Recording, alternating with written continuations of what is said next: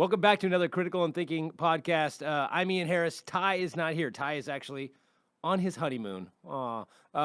If you guys remember, Ty was getting married a couple weeks ago, and he is off doing that. That's why we've been dark for about 2 weeks now. But I can no longer wait. We need to get people on here. So I am here, and Ty will be back this week, and so I have a guest. Yes, not in studio, via Skype.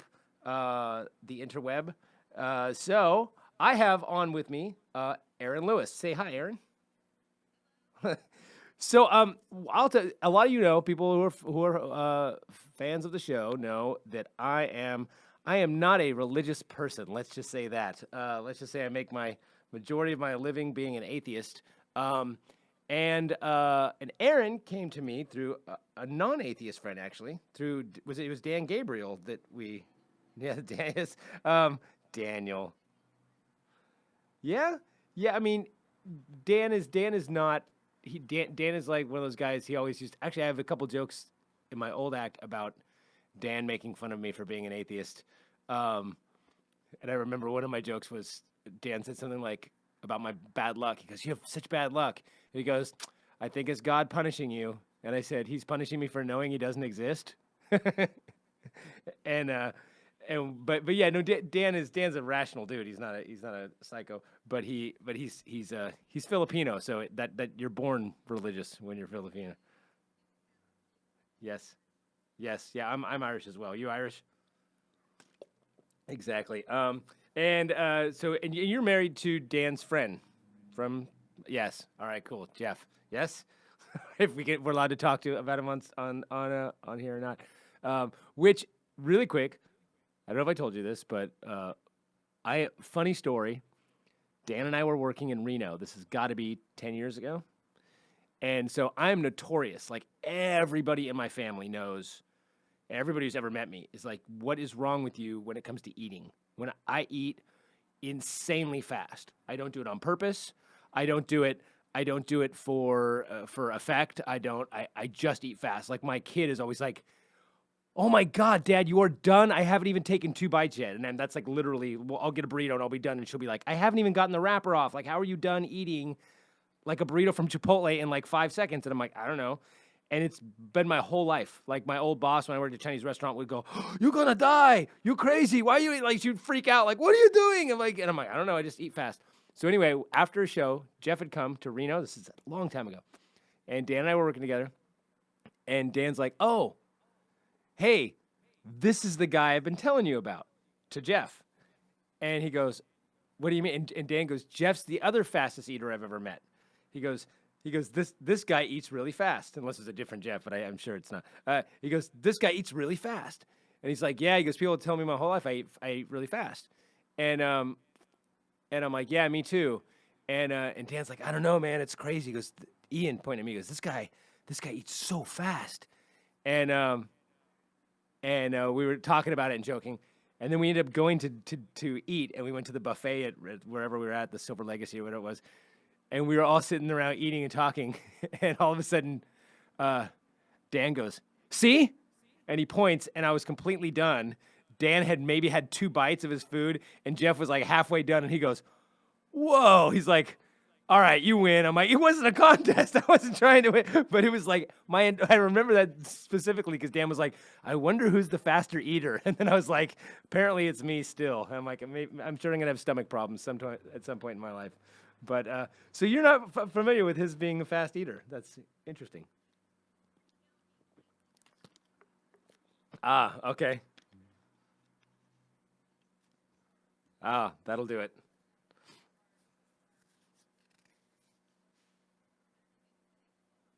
Ooh, there you go. Yes, exactly.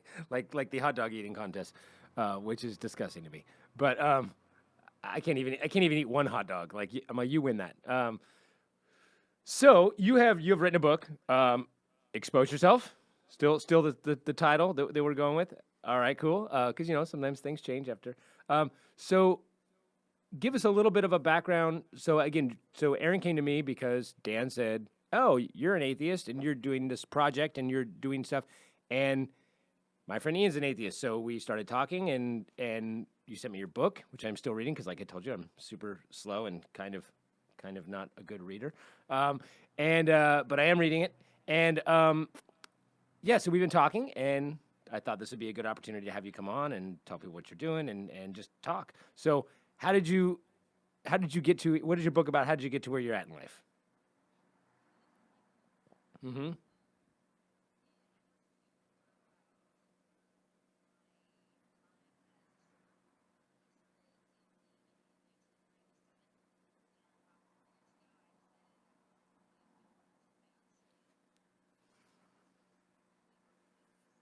Mm-hmm.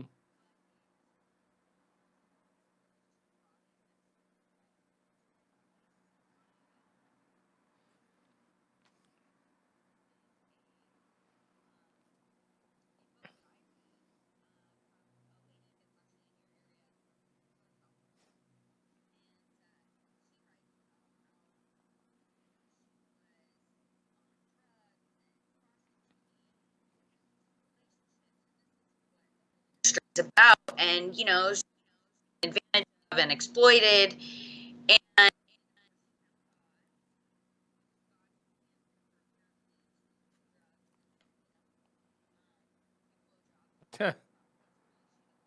Yeah.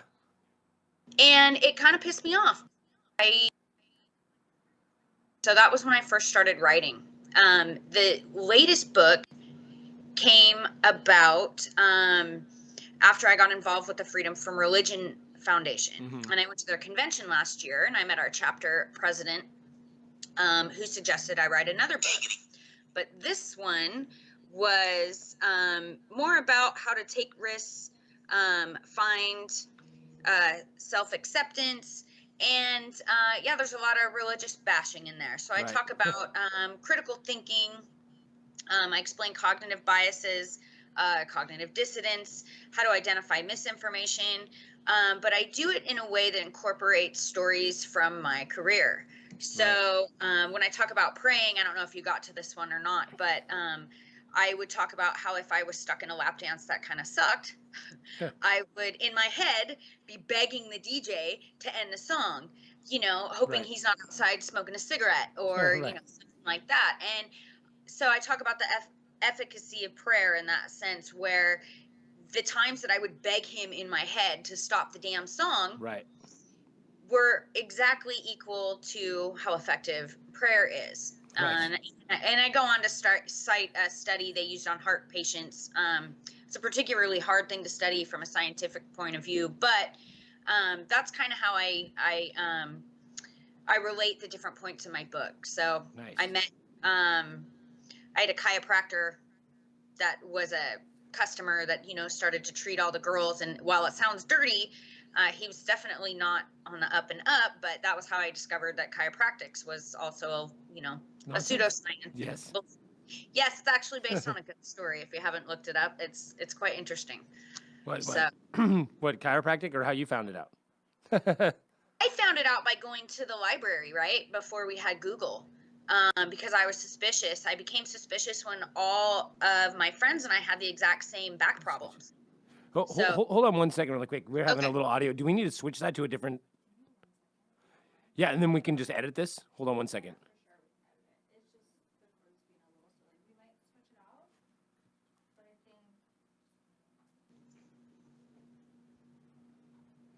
Yeah, can you talk really quick? Yeah, can you hear me? That's great. Yeah, that was one of the... Your audio was going from left to right, left to right. No, it's okay. It's all good. All right, so let's as long as we can edit, we're good. All right, so we'll start back. All right, so tell me about the chiropractic story. Well, we had a customer that would come into a club. There was a chiropractic's office right next door, and they weren't creepy. They were really nice and never danced for him. But a lot of girls would go over to his office, and he would treat them.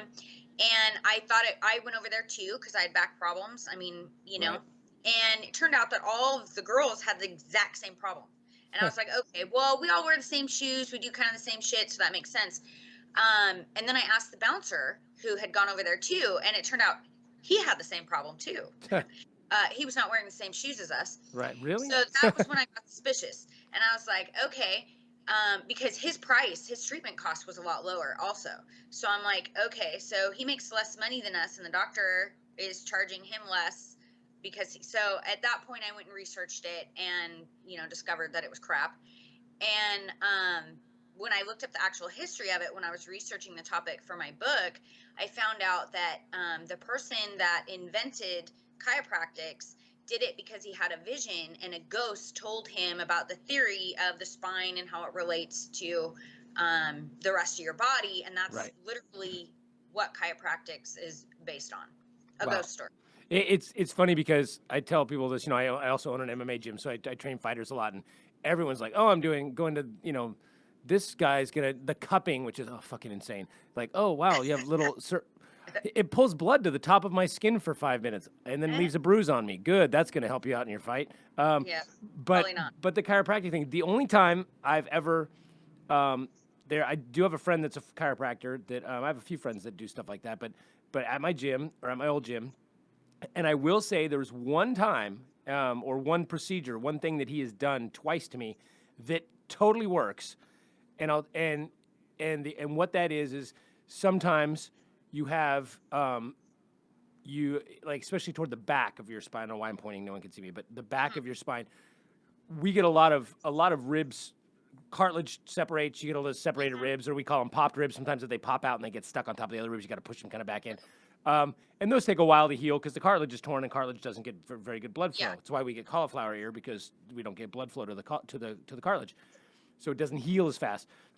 But sometimes where the rib head attaches to the back, where the rib attaches, that cartilage separates and it pops and it hurts like fucking hell.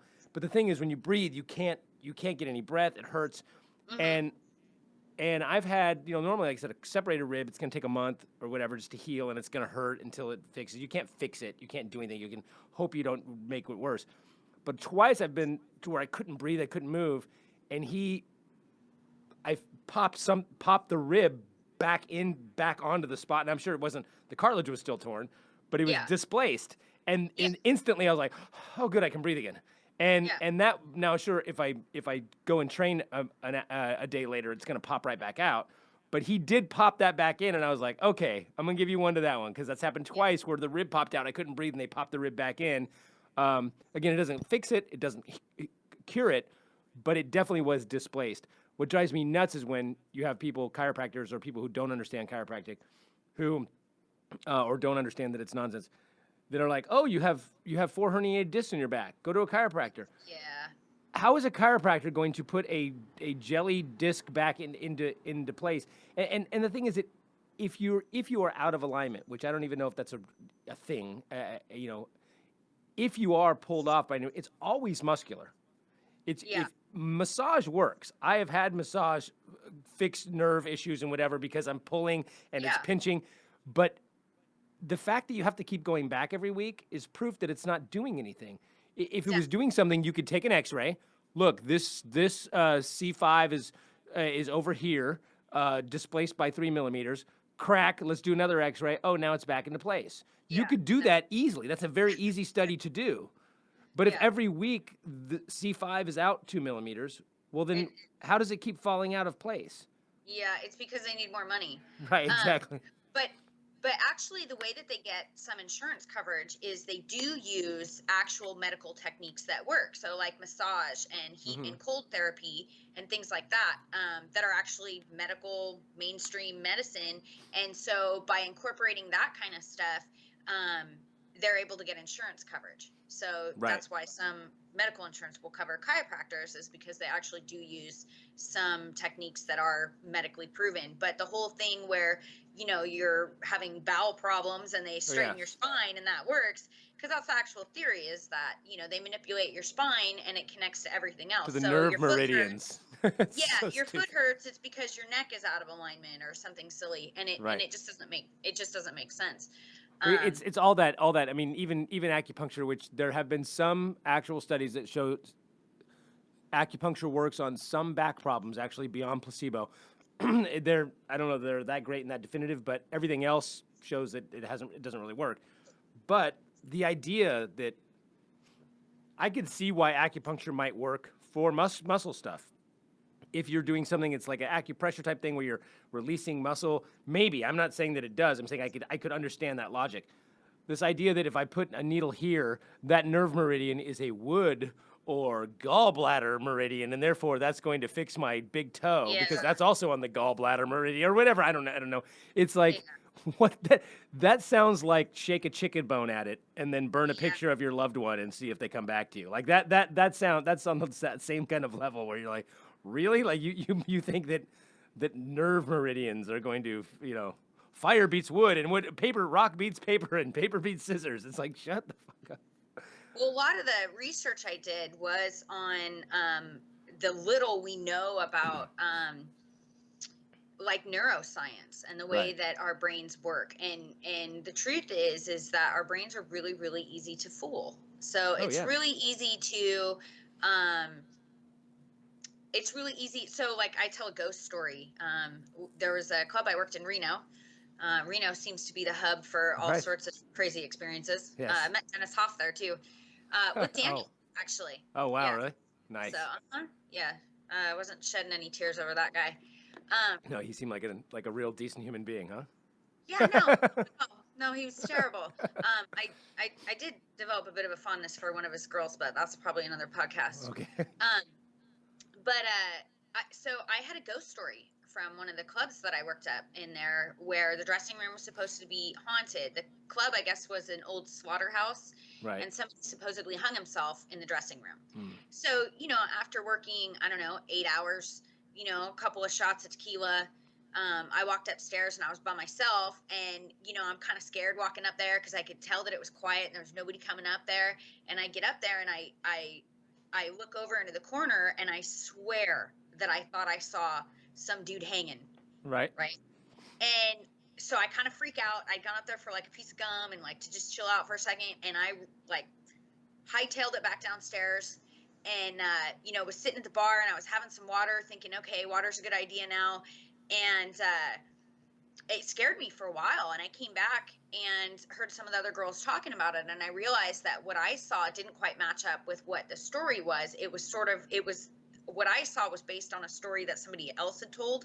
Right. So I realized at some point that what I saw was, exhaustion and tequila induced, vision or something like that. And, a lot of like feelings. I talk a lot about ghosts. I had a friend, we went ghost hunting for about 15 years, went to New Orleans, scared the living shit out of each other.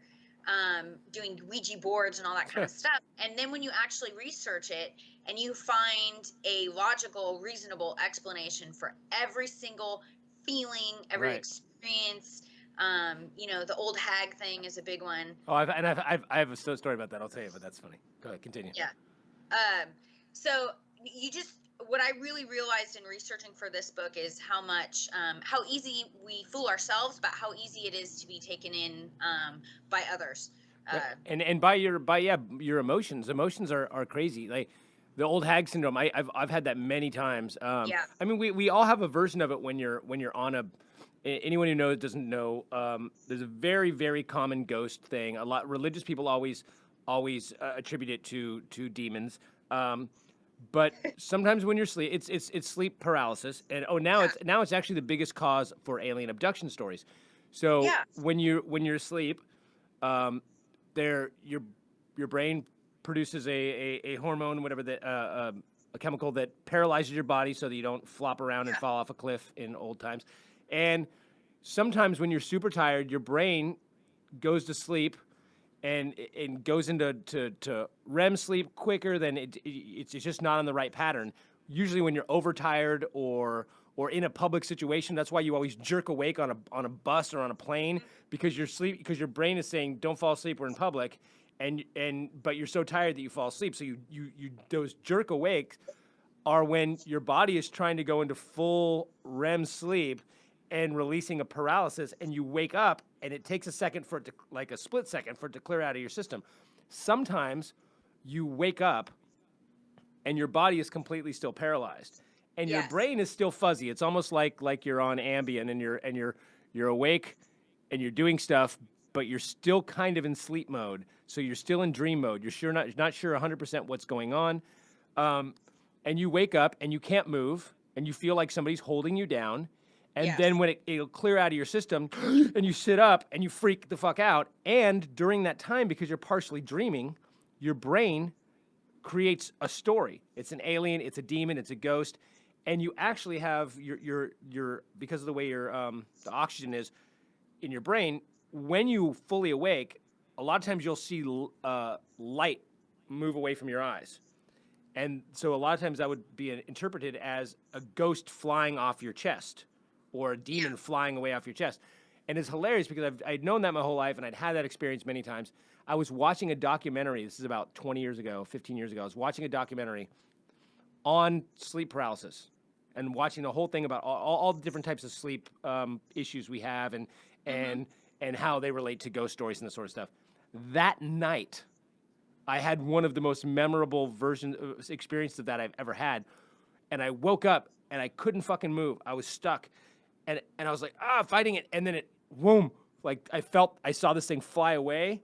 And I sat up and I was like, fuck, and then I went, ha, and I just started laughing to myself out loud. I'm like, oh my God, because I was so freaked out in that 10 seconds. I'm like, what the fuck is wrong with me? And as soon as my rationality came back to me and my wits came back to me, I was like, oh shit, that just happened again. Like, I just watched a thing about this today. And it was like, it was pretty amazing when you know. Because if I didn't know, I'd be telling people, no, dude, this happened to me. This was an experience. And we know if you're a skeptic, that personal experience is the worst form of evidence. It's how we have eyewitness accounts that have put people in prison without DNA. There was a story I went at one of the skeptic conferences I did. There was a guy's a psychologist and he talks about the brain and memory and how memory is completely fabricated. And one of the things, a story he told us that just blew my fucking mind was there was a woman who got raped. And she gave the description. They brought in like 6 guys for the lineup, and she picked a guy who kind of fit the description out of the lineup. He ended up going to prison. He said he didn't do it, all this sort of stuff. He went to prison. Then there was a guy in prison that admitted to the rape. I'm probably getting the story a little bit off.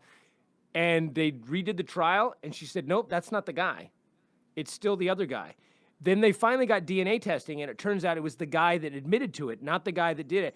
And the guy eventually got off.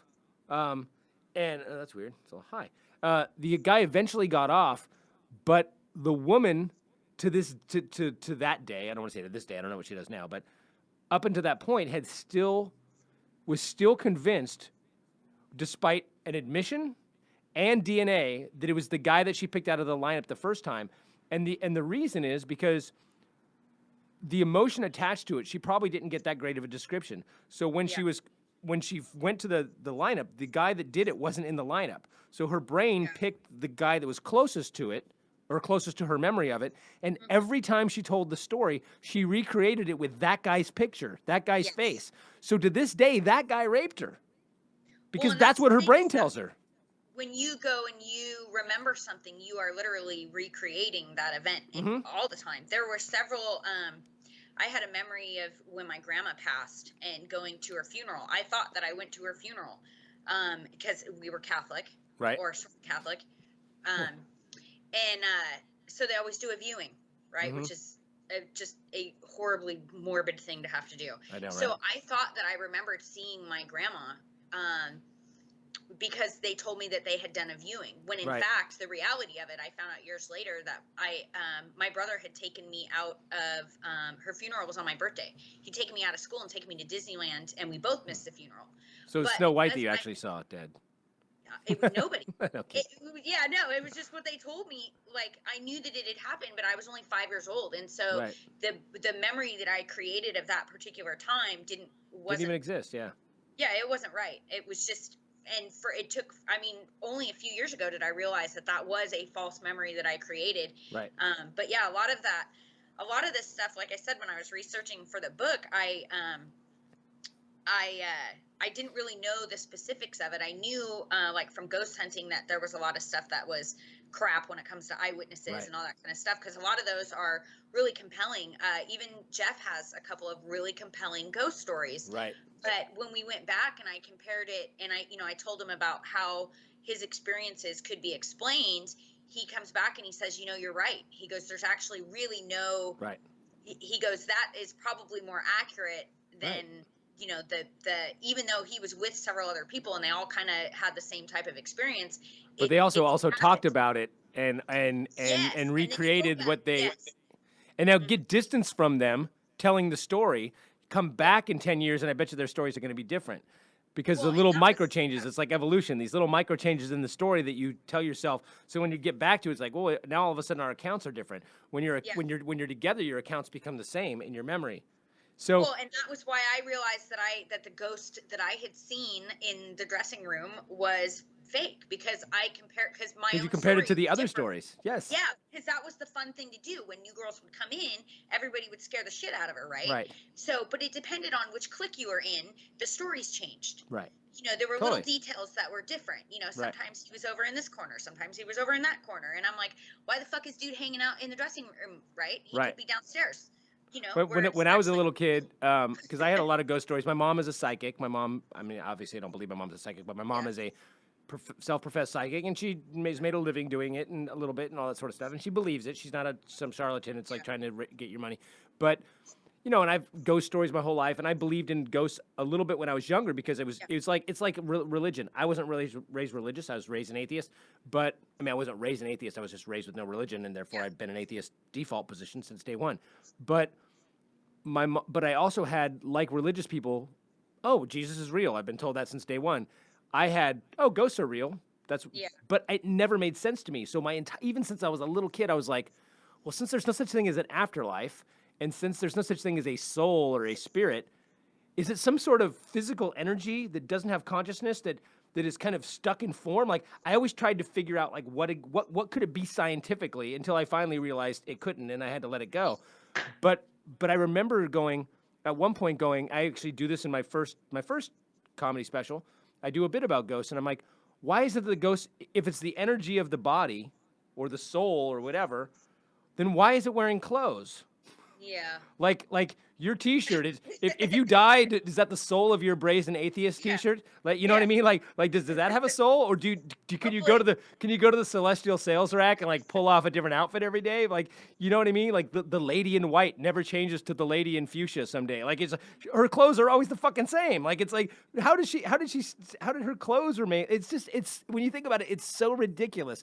You're like, wait, so she died and therefore her clothes died with her, and or the chain that rattles. But how does that work? Like, it's when you think about it, it's so damn ridiculous.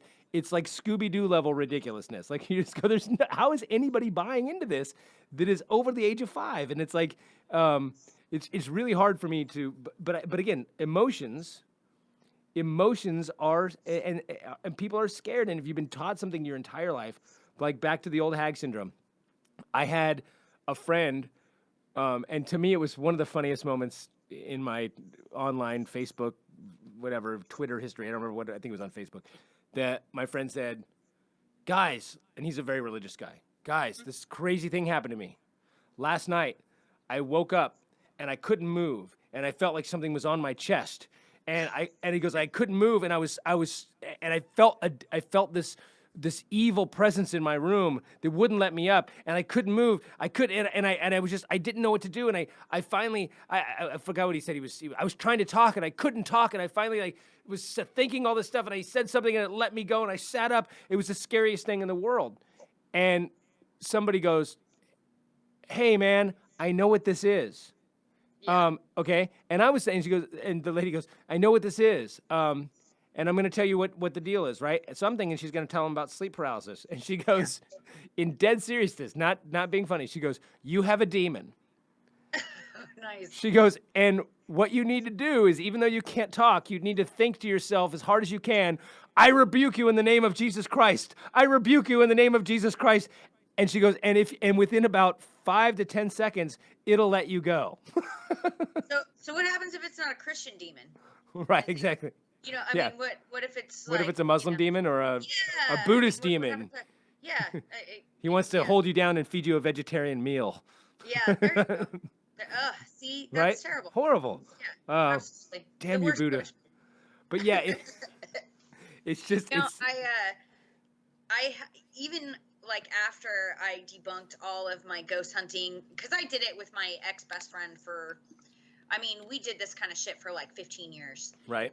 And so there was definitely times where I believed a lot of the anecdotal evidence. Mm-hmm. You know, I mean, we went to every haunted place within 100-mile radius, and you know, I'm close to gold country up in Northern California. Yeah, so there's all sorts of that shit everywhere. Donner Party, everything. Right. And a few years ago, my husband was out of town, and I was sitting in bed, and I was watching one of those ghost haunted story things, but I had already known that it was all bullshit. I was, you know, just whatever, kind of zoning out. And all of a sudden I felt the bed start to rock. And right before the bed started to move really subtly, just really subtly, one of my cats started howling down the hallway. I mean, howling. And then my old cat on the end of the bed like sat up and was like freaking out, and I'm like, what the fuck? My heart started racing, and then the bed stopped moving, and I kind of sat there for a second, and I was like, I don't know what the fuck just happened. And of course I'm watching this ghost show, so in my head I'm thinking there's ghosts fucking shaking my bed, my cat's freaking out. So I pick up my phone, I'm like, all right, I'm just gonna see what's up. So I look on Facebook, and somebody's like, did everybody just feel that earthquake? I grew up in Southern California, so I remember big earthquakes. I was in the Northridge earthquake. Earthquakes are fucking earthquakes, dude. They like rattle your freaking foundation, the whole everything. This was just a tiny, like, subtle thing. So it did not occur. It didn't feel like an earthquake that I had experienced. So it never occurred to me that it was an earthquake. But I swear to God, with all the research, all the shit, debunking, everything I did, I believed for a good couple of minutes that there may have been a ghost shaking my bed.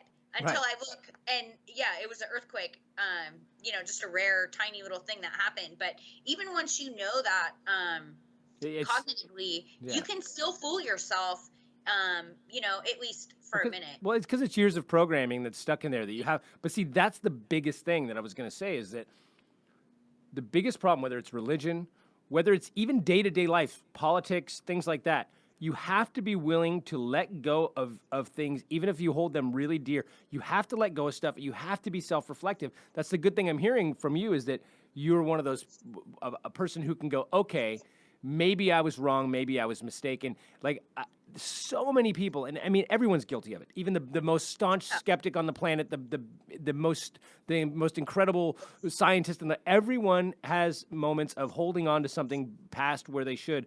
But it's so difficult. Like, I know people who, the littlest thing. I mean, look at our president, not to get too political, but like we normally do on the show, but it's like, you can't even admit, the guy can't even fucking admit that Alabama was never on. Like, dude, at some point, just go, you know what? I was wrong. Let's move on. But people can't do that when they're talking about whether or not they heard a weather report that Alabama was going to get hit by a hurricane, or that you may have used, you know, oh, no, you said him and you meant her. No, I didn't. I said her. I mean, people will, like, go to the fucking deathbed about, that's what I said, God damn it. Oh, 20 people heard you say something else. Well, that's what I said. Really? But so how are we supposed to let go decades of belief about an afterlife? I mean, or ghosts or this kind of stuff that touches to us emotionally. It's really hard. But that is the biggest thing, is to be able to go, you know what? Let me look at the research. Let me look at the evidence. And when the overwhelming mound of evidence is pointing to something, like climate change, you have to go, okay, I have to shed my ridiculous religious dogma political beliefs and go, okay, climate change is fucking real, or evolution is fucking real, or whatever it is real. And that is hard and painful to go, I was wrong for 20 years. But to me, it's far worse to hold on to something that is wrong. Like, why do you want to, I would rather have the right beliefs than have my beliefs be right, if that makes sense. Like, no, definitely. A lot of, so like, why in the subtitle we put, and we went back and forth, I mean, I can't even tell you how many times about the subtitle, but one of the biggest things that I wanted to write about was to question everything, and everything includes yourself. Right. So that you can take a deep look and be like, hey, you know what? Yeah, I fucked up, because you will only continue to make the same mistakes if you hold on to shit that's crap. Right. You know, you need to be able to take a look and reflect on yourself, and not only when it comes to especially right now when we have misinformation and we have so much, crap out there. There's so much things to try to filter, be it people you see on social media. You got to be able to change your position. Right. You can end up being miserable your whole freaking life if you can't take a step back and be like, you know what, I fucked up, I was wrong. And frankly, I think that that's a really admirable thing to have character-wise, so that you're able to grow and learn. And as far as the Orange Messiah goes, that's honestly, I am very familiar with that particular personality type. Yeah, the narcissistic, malignant narcissist. Those are my best customers. Yes. Because they can't admit that they're wrong. Right. So they also can't admit that they're being taken advantage of by somebody they consider less than. Right. So, and because a lot of those, like malignant narcissists, I guess is the term that they use for him in particular, but they're also misogynists. Oh, yeah. And so when they look at somebody that they automatically think is their intellectual inferior. And they're also not usually very smart. Sometimes they are. Sometimes, but with my kid about this as to whether they're not intelligent. I think that a lot of times narcissists are very intelligent. So no, I'm not saying always, but a lot of those guys aren't. Yeah. Sometimes it's just bullshit. Yeah. But they lack the ability to take a look at themselves and change their minds. Right. So in my case, actually, ironically, the person that bought my hotel room for the FFRF convention I went to last year was a conservative Republican who was a believer, but he actually paid for my hotel knowing what it was, that it was a atheist convention, and we're literally fighting against every single policy he voted for. Right. He bought that for me, and he never understood that he was being manipulated in some sense, because he couldn't admit that, or couldn't realize or could not accept the fact that he could be manipulated, especially by somebody he thought that was, cognitively on a lesser level than him. I mean, he was wrong. Right. But see, that's a level, that is on some level, to me, I mean, a measure, at least one measure of intelligence. And that's what I'm trying to talk about. That's what I'm trying to say, is that I think on some level you're like, if you can't self-reflect, if you can't recognize obviously, some of the smartest people in the world have been drawn into cults. That's a fact. Like, a lot of times smart people get drawn into cults because they're always looking for other stuff, and they get drawn into this one thing, and their brain kind of gets set, and they go, and it's hard for them to then admit to themselves they've gotten out. But in my thinking, it's a learned behavior, but it's also it's some sort of level of intelligence to me to be able to say, okay, let's think of things on a scientific method. Like, do we stick to our guns even though all the evidence is showing that it's not the case, or do we go, okay, well then let's go with what is the case, and that to me is, again, it's a measure of intelligence. But the other thing is that the opposite of that is true, and I know a lot of smart people that become conspiracy theorists, where you have this opposite effect, where all of a sudden it's like people want to question. I hear that all the time. I question everything. It's like, okay, questioning is good, but when the fucking answer is provided, you don't. Questioning everything doesn't mean deny everything. And a lot of people, like conspiracy theorist types, that you go, oh yeah, well look at all this evidence. Oh, so you're gonna believe evidence? Yeah, like, that's, oh well, whose evidence? I had somebody say to me, whose facts? Well, this is like 10 different studies that have been peer-reviewed. Oh, so you believe peer review. Those people are all paid for by somebody. Oh, New England Journal of Medicine and Journal of American Medical Association and the Mayo Clinic and 9 different universities in other countries. You believe all those? They're all paid for by Big Pharma or whatever. And you're like, come on, dude. Like, at some point, you have to accept some evidence. You have to accept some sort of something. You can't just keep saying, I question everything. Fine, question it, but here's the fucking answer. If you ask the question and I give you the answer, and you question the answer, and then you find the answer is double down that it's factual, it's okay to accept it. You don't have to go, I don't believe anything. The government and they and the Illuminati. It's like, fucking shut up at some point, I touched on conspiracies also. And so I wrote I had to do research on it. I've never really been much of a conspiracy theorist myself. Right. But I wrote my own conspiracy about strippers and Right. how they're involved in the political process to actually try to encourage sexual repression, right? Right. Because I mean, if everybody's really open about their sexuality and nudity is accepted and we got nipples on the internet and all that kind of stuff and that's totally cool, well, what's going to happen to strip clubs, right? They're going to go away. So I invented a stripper conspiracy about how they're actually meeting at the AVN Awards, if you've heard of those down in Vegas. Yes.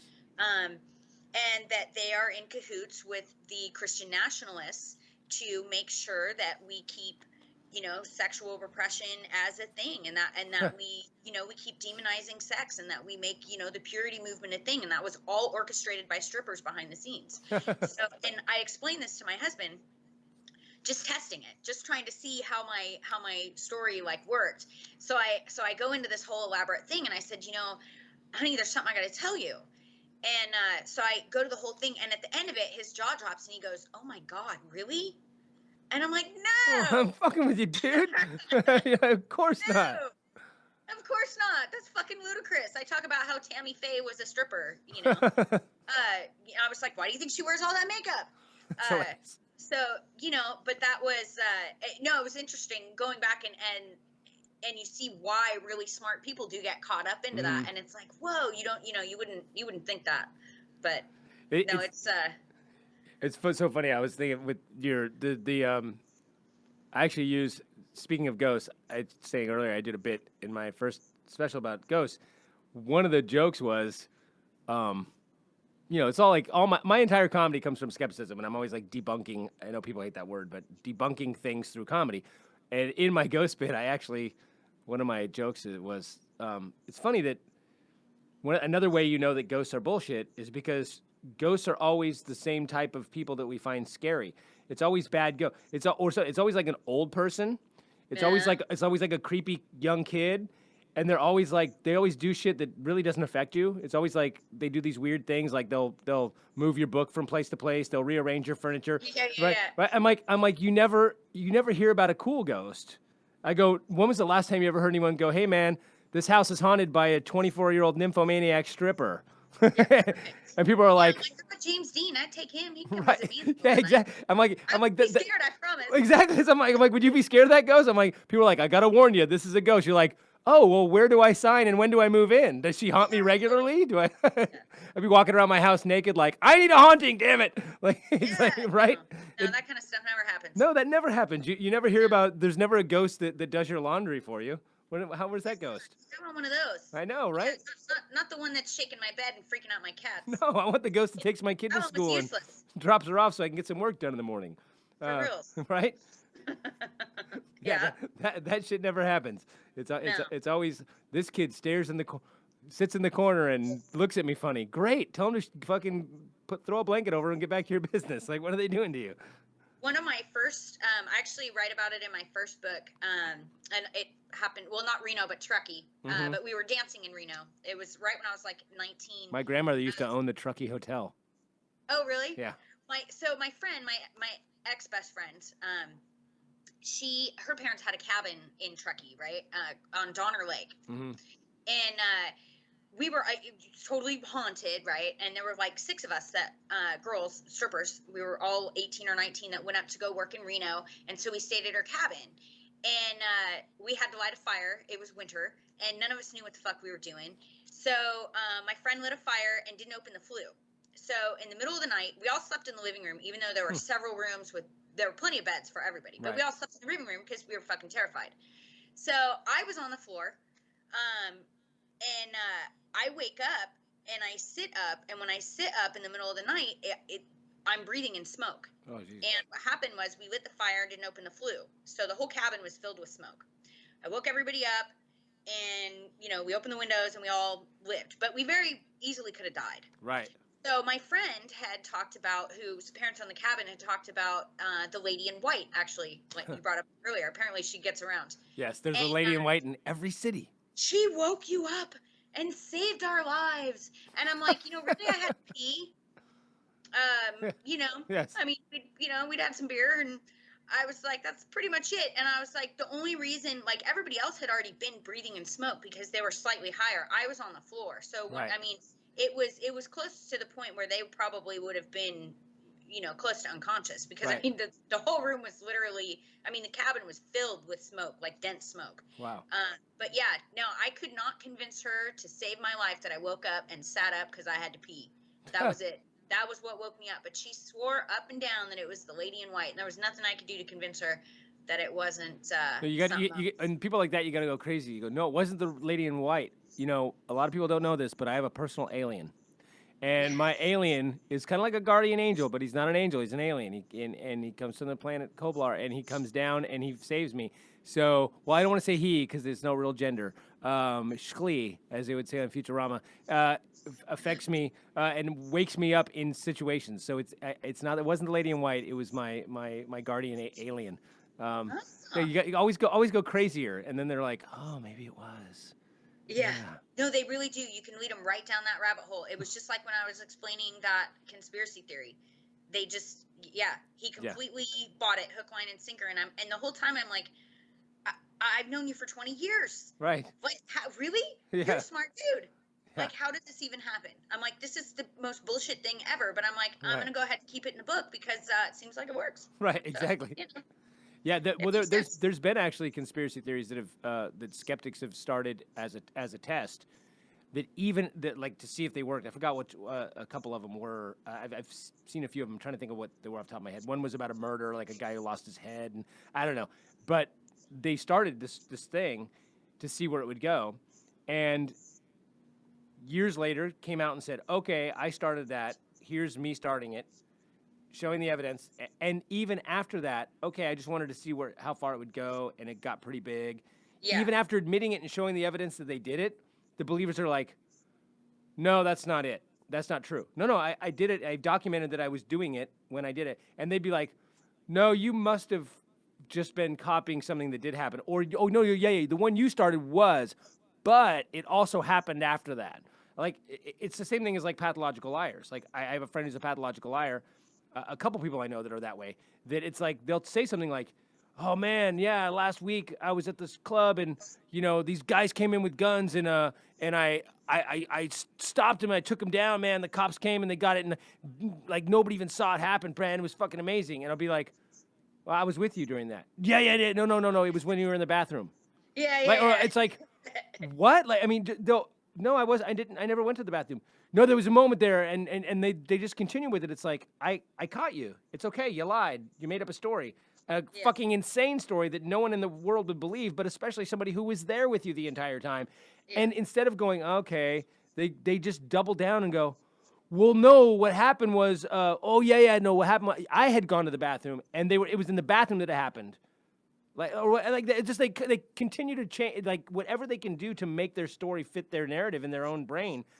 And it's like, I mean, I guess what makes them pathological is that they don't know that it's real, that it's not real. I mean, well, I think when it comes to a story like that, and it's just some person, whatever their motivations are, it's no big deal. But that's like exactly what happened with the study about vaccines and autism, right? Yeah. So that study was debunked, and it's been, I'm sorry, I don't know if there's another, is there a better word? You said people don't like that word. No, it's completely bullshit. I don't know what else to call it. The guy was bullshit, right? Yeah, he lost his license and went to jail. The whole, I mean. Over it, yes. And yet it's still prevalent. Like, you can't, it doesn't matter how many studies, and here's the thing. You show, but the thing is that it's not just about a story and somebody's ego. Now we have measles at fucking Disneyland. Right.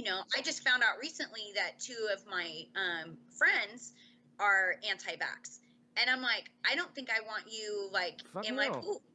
And it's weird. Like, I can't tell them that this isn't because they have gone down that rabbit hole of complete garbage. Right. And, they're in some mommy Facebook group that tells them that vaccines are going to kill their children. And it's like, no, dude. Polio it's gonna kill bad. Yeah. I mean, I poke my kid with every single thing the doctor would let me. Right. I'm like, oh, you got another needle? Make it bigger. Well, and the thing is that they've done so many exhaustive studies to prove that it not only that his study was nonsense, and all those conspiracy people always talk about follow the money. The guy was trying to cause a scare. Yeah. Over thimerosal, which is the preservative that has trace amounts of mercury in it. Yeah. So he was saying that that's what caused autism. It wasn't the vaccines.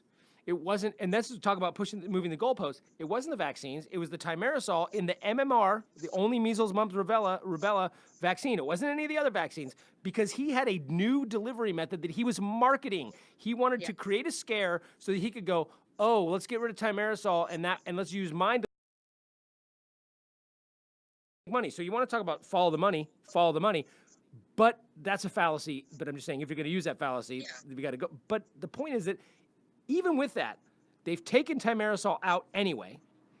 And now all of a sudden the vaccine thing is, oh, well, it wasn't the thimerosal. It's that we get too many vaccine. And so it's like, now you're changing the entire story of the guy who invented the story that you follow. Like, you can't just, this was what the idea, the hypothesis was, that Andrew Wakefield said, thimerosal is causing autism. Here's a study of 11 people that is a nonsense study. That the British Board of Medicine or whatever took his license away. He went to jail for fraud. And now they use the fact that he got acquitted for the fraud charges. And they said, see, he was acquitted. He was acquitted of fraud charges because they couldn't prove that he did it on purpose, that he was trying to defraud anybody. That doesn't mean that his study wasn't bullshit. And that doesn't mean that he wasn't a fucking moron. You could be a moron and not an evil moron. Right? Yeah, oh, sure. So that's all the acquittal said was like, no, he's a moron. He's just not an evil moron. Or we can't prove that he's an evil moron. So now it's like, now it's all of a sudden become all vaccine. And now it's the flu vaccine, which didn't even fucking really exist at the time of this. It's like all these things. And on top of that, what's worse, polio or fucking autism?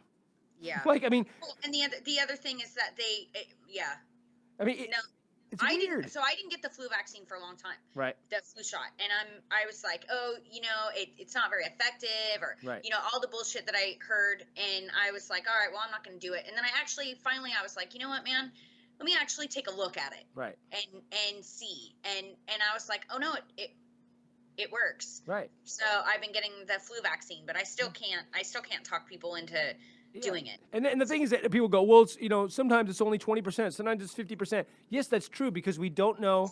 It's funny. It's always the people that deny evolution that say that shit. But it's funny because we don't know which direction the flu is going to evolve in each direction. So they pick one that looks like the most logical way for the virus to evolve, because it evolves every year, and we get a new strain of flu every year. And they give you that vaccine. Now, sometimes it ends up evolving the other direction, so therefore that vaccine doesn't work. You still get the flu because you get a different strain of flu than they created the vaccine for. It's not perfect because they're only predicting. The fact that they can predict at any percentage, much less 50 or 70%, is amazing. And also, it even protects you if you get the other strain of flu by making your flu symptoms not as harsh and for less time. So even if you end up getting the flu with the different strain, it's a totally different version of it. Even if you get the other version of it, it still reduces your symptoms and your time of having the flu. So that's still a good thing, and it doesn't hurt you. That's the thing that drives me crazy. It doesn't fucking hurt you. So it's not going to cause any ill effects. There are a few people that are allergic to certain vaccines and things like that, and those people can't get them. There are people that are, which is the other thing that drives me nuts, is these people that don't understand herd vaccination, where they're like, or herd immunity, where they're like, well, why does it matter? Why do you care if my kid doesn't get you're protected because you got the vaccine. So if my kid gets the measles, you're not going to get it. Well, yeah, that's because you don't understand science. Number one, a vaccine isn't 100% effective. It's in the high 90s. So I could be vaccinated and still get the measles. Yeah. Also, my kid might not be old enough to get the vaccine yet. Yeah. So or have all of them. Right. Or what if I'm immune compromised? What if I have HIV? What if I have lupus? What if I have something that allowed me to not get the vaccine because people of certain immune compromised diseases cannot get vaccines? If I have that, now you're putting me at risk of getting the measles, which could fucking kill me because I have immune deficiency. So, and if there used to be one of you assholes, so the chance that you're going to spread it to we who are 98% blocked from it is very rare. But when I run into 100 of you people, that increases my chances of getting it. And if there's 100 people that aren't vaccinated and you've got measles, you now have 99 chances to spread it to somebody. Whereas if you were the only guy, your chances of spreading it to people who are vaccinated is super rare, super low. So it's like That's what herd immunity does. It protects the people. It protects the people that are not immune or that can't be immunized because of medical conditions, you know, or old people or babies. I mean, fuck. Definitely. And see, that was the thing, is that when I saw this, there was a person that I had kind of an issue with years ago. And so I had, you know, committed the ultimate act of, you know, betrayal and unfriended her on Facebook. And we met recently and we kind of made up and all that kind of stuff. And I was like, oh, I'm sorry, I was probably too harsh and blah, blah, blah. So I refriended her. And of course, she's in my feed.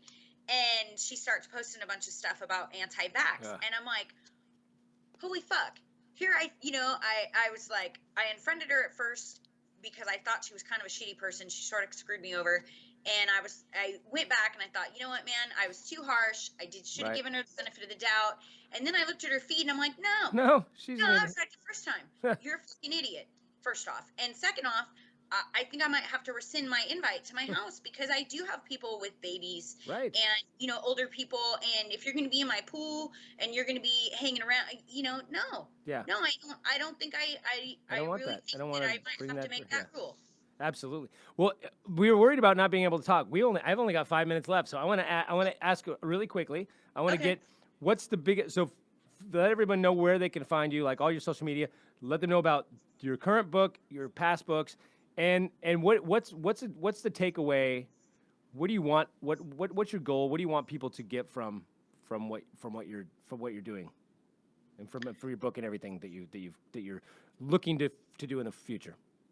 Well, since I came out as an atheist and have been actually vocal about it, I think one of my main goals, because I've dealt with so many stereotypes and stigmas being a dancer, I realized that a lot of those stereotypes and stigmas apply to atheists or agnostics or people that want to leave their religion, because you get a lot of shit from your family and or friends or you know, just society in general. I mean, you can't walk down the street and say, hey, I'm an atheist, you know what I'm saying? But you can, you know, walk down the street holding a crucifix.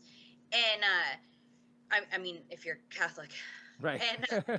And so I want people to know that they're not alone. I want people to be able to not only identify misinformation, their own biases and things like that on social media, but I want people to understand that it's okay to be who you are. And if that means you don't believe in God, or, you know, you want to take your clothes off on stage or whatever, you know, people need to understand that there's other people like them out there. And so that's really the main message that I want to send. So you're saying that not having God will lead you to taking your clothes off on stage. Got it. All right. Okay. Yes. And everything can be found. All three of my books, social media and everything can be found, and a blog on erinlouis.com. So ERINLOUIS. Yes. .com. Cool. Yeah. Yeah. If you spell it the other way, it comes up with the guy from Stained. So, okay. Nice. That's important. Right. Yes. ERIN, the female, and Louis, as in like. Twitter and Facebook, I'm Brazen Atheist. Brazen Atheist. Too. Cool. Yes. And, I have merchandise for sale too. There you go. Yeah. If I don't know if we're not gonna be able to see that, unfortunately. Yeah, I don't know either, but I figured. Next time you're down in SoCal, we'll have you in studio. Okay. Yeah, and you can meet my partner Ty, who is not an atheist but also not a religious person. Well, cool. And for anybody else, for everybody out there, please keep tuning into us. If you want to go to our Patreon, it's patreon.com/criticalandthinking. It's a Critical and Thinking podcast with Ty Barnett and Ian Harris on iTunes, Stitcher, Google Play. Please like us. Give us a review. It really helps. Unless your review is that you don't like us, then you can go fuck yourself. But no, if you have a good review, give us a good review. If you can give us a good rating, give us a good rating. Subscribe to us on whatever your favorite medium is. And also we have some of these go to YouTube on Comedy Pop-Up. There's a Comedy Pop-Up, whatever. If you search Comedy Pop-Up, you'll find us.